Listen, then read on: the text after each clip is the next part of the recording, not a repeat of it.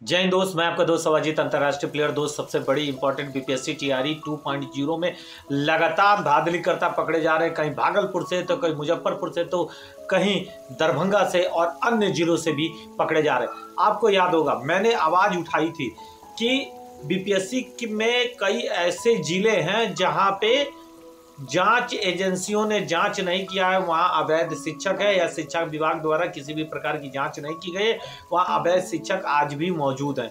और उसको देखते हुए, वीडियो को देखने के बाद उस पर जांच बैठा और जांच के बाद आज पता चला है कि बम्पर अभ्यर्थी पकड़े गए जो फर्जीवाड़ा के तहत आए हैं, जिनका डॉक्यूमेंट्स में कमी है, जिन्होंने अपने जगह पर दूसरे व्यक्ति को बैठा के पेपर दिलाया है जो कि अदर स्टेट के हैं, 90 अंक से कम है, और उसके बावजूद भी उन्हें रोजगार प्रदान करके बिहार राज्य के युवाओं के साथ खिलवाड़ किया गया। आपको पता है कुछ दिन पहले मैंने आपको एक और आवाज उठाया था, अभी 4-5 दिन पहले, कि ईडब्ल्यूएस SC ST का आरक्षण जिसको नहीं लेना है वो SC ST का आरक्षण ले चुका है, और ईडब्ल्यूएस में जिसको आरक्षण नहीं लेना चाहिए और नहीं मिलना चाहिए वो जाके उसमें आरक्षण ले लिया। अब बताइए कितनी बड़ी धांधली बिहार राज्य में हो रही थी, और इस पे जब आवाज उठाया गया तो आज मेरे साथ साथ अन्य लोगों ने भी मेरे पीछे से आवाज उठाना शुरू किया। ये हम लोगों के लिए बड़ी खुशी की बात है। चाहे कोई यूट्यूब चैनल हो, कम से कम आज आवाज तो उठा रहा है, हमारी लड़ाई में साथ तो है। आप एक चीज और समझिए, जहां पे 6 से 7 बार जांच हो चुका और हर जांच में वो अभ्यर्थी जो शिक्षा माफिया के थ्रू भर्ती हुए हैं वो लगातार बाहर हुए, हर बार पकड़े गए। और जिस भर्ती प्रक्रिया में 6 से 7 बार के जांच में अवैध अभ्यर्थी पकड़े गए, अभी तक वो भर्ती प्रक्रिया कैंसिल नहीं हुई। इसका मेन उद्देश्य क्या हो सकता है? यानी इसमें कहीं ना कहीं संदेह नहीं है, इसमें कहीं सूचनाओं और सूत्रों के हवाले से हमें पता चला है कि कहीं ना कहीं इसमें उच्च लेवल के अधिकारी, मंत्री, सांसद शामिल हैं, और इनकी अवैधता के कारण बिहार राज्य के युवा दुखी हैं। जिनको रोजगार मिलना चाहिए वो रोड पे हैं, और जिन्हें रोजगार नहीं मिलना चाहिए वो स्कूलों में हैं।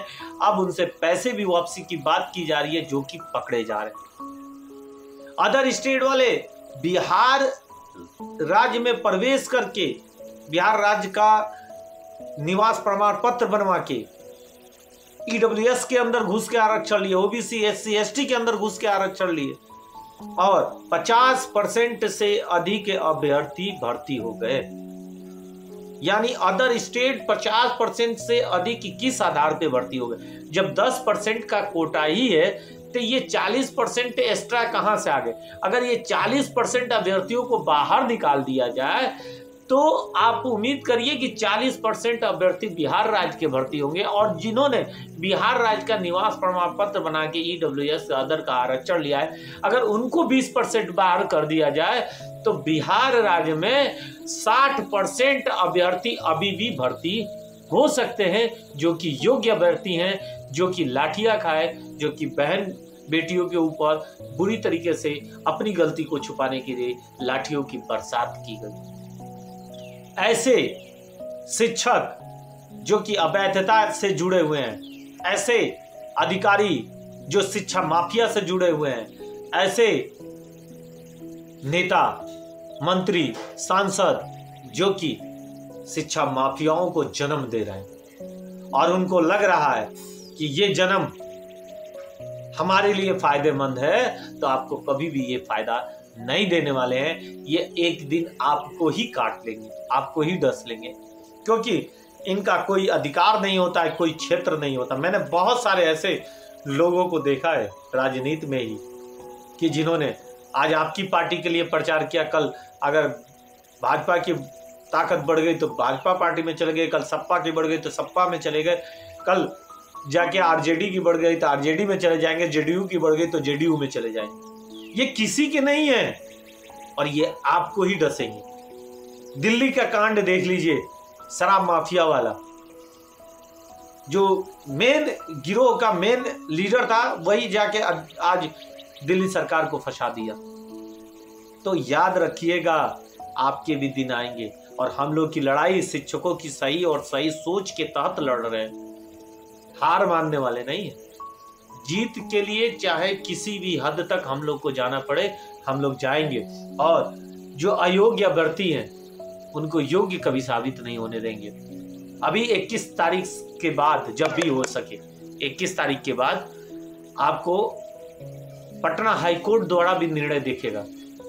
आपको बताया था ना, ANM की जो भर्ती थी 10,709 सीटों के लिए, उसमें पटना हाईकोर्ट ने अपना निर्णय दे दिया। अब उस निर्णय को लेके हम लोग ने क्या किया, डबल बेंच पे इस निर्णय को दिया गया। इस निर्णय को लेके अपनी भाषा आर्ता BPSC TRE 2.0 की केस में लगा दिया गया। यानी अब जीत वो दूर नहीं है जिसका हम आप बेसब्री से इंतजार कर रहे थे। ये सोच रहे थे कि